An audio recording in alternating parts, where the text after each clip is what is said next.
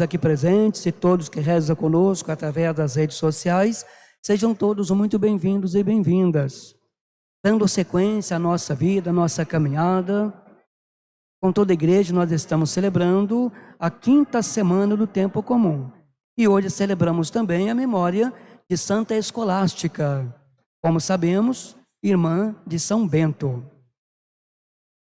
O evangelho de hoje é a sequência do de ontem, quando Jesus colocou oposição entre a tradição dos fariseus e o mandamento de Deus, pois aquele, querendo uma coisa boa, dar pureza às pessoas comuns através de ritos, contribuíam para a alienação religiosa, desviando o povo do que era realmente essencial. Vimos ontem. Hoje, Jesus começa ensinando a multidão.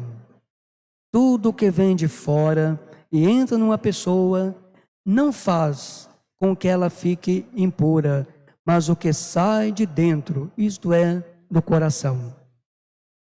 Deus criou e viu que tudo era bom. Criou o jardim e colocou o ser humano, no qual soprou seu hálito de vida, para guardá-lo e cuidar. Nada que Deus fez é impuro, mas de dentro do ser humano, em sua liberdade, pode dizer sim ou não à vida plena que Deus quer, e que podem sair a vida ou a morte. O povo não entende, e os discípulos, quando estão na multidão, também não. É a casa que vai levá-los à compreensão. Estar em casa com Jesus é que pode nos levar à compreensão mais profunda, pura graça que vem dele, e acolhemos no desejo de segui-lo e deixar-nos configurar com ele. Jesus purifica os alimentos, rompe com uma tradição humana da época, rompe com qualquer separação de sagrado e profano e quer que o povo fique livre dessas distinções. Não está aí o essencial. O Evangelho traz uma lista do que vem de dentro e faz com que as pessoas fiquem impuras. Podemos trazer presente a nossa oração as cenas cotidianas do nosso mundo ou as últimas notícias, calúnias, mentiras, corrupção, violência, ódios, miséria, vícios e tantos outros. Marcos nos mostra que o processo de contaminação pela impureza era uma questão grave e ultrapassava toda a imaginação dos escribas e fariseus. Eles temiam tornarem-se impuros pelo contato físico com coisas e pessoas.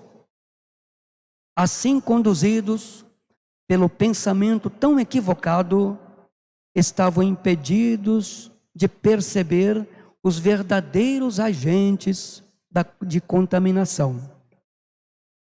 Era urgente que Jesus apontasse para eles onde estavam e em que consistiam os elementos contaminadores. Desta maneira, para Jesus, o que contamina o homem, ou todo ser humano, não está fora de si, mas sim está radicado no mais íntimo do coração humano. Infelizmente, não é fácil precaver quando não se tem um coração puro. Daí provém as impurezas que incapacitam o ser humano para um relacionamento adequado com Deus. O discípulo do reino previne-se contra esta falta de autenticidade.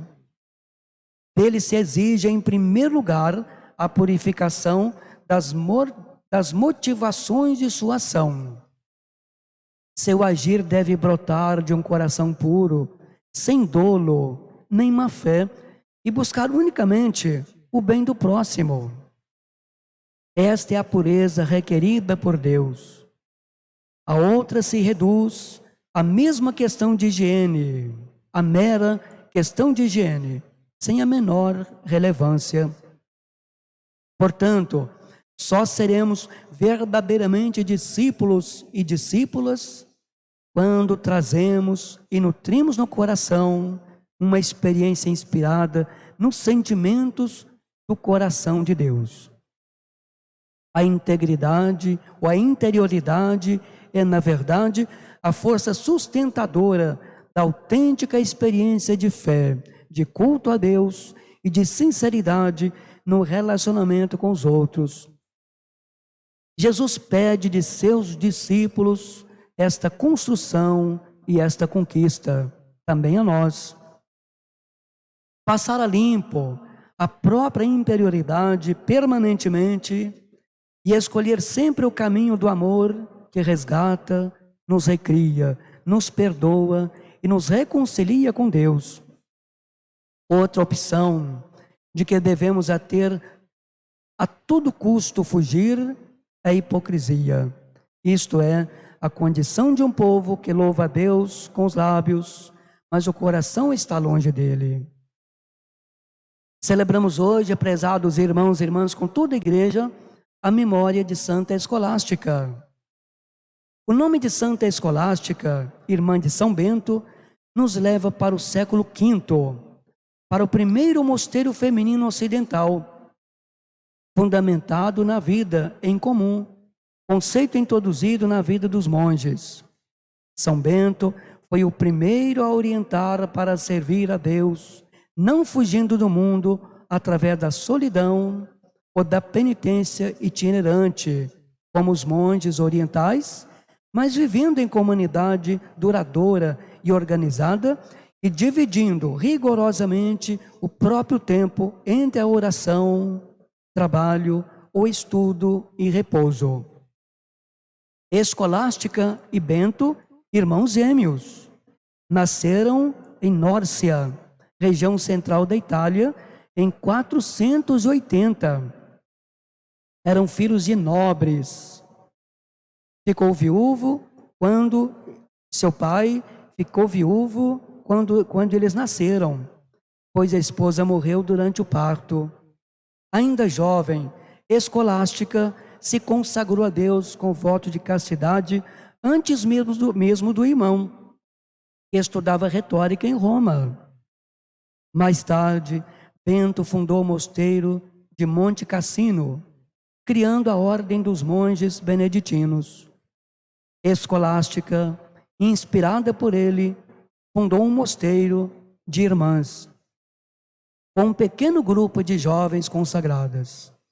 Estava criada, portanto, a Ordem das Beneditinas, que recebeu este nome em homenagem ao irmão, seu grande incentivador e que elaborou as regras da comunidade. Que São Bento e Santa Escolástica, irmãos gêmeos, intercedam junto de Jesus por nós, hoje e sempre. Louvado seja nosso Senhor Jesus Cristo. Sempre seja louvado.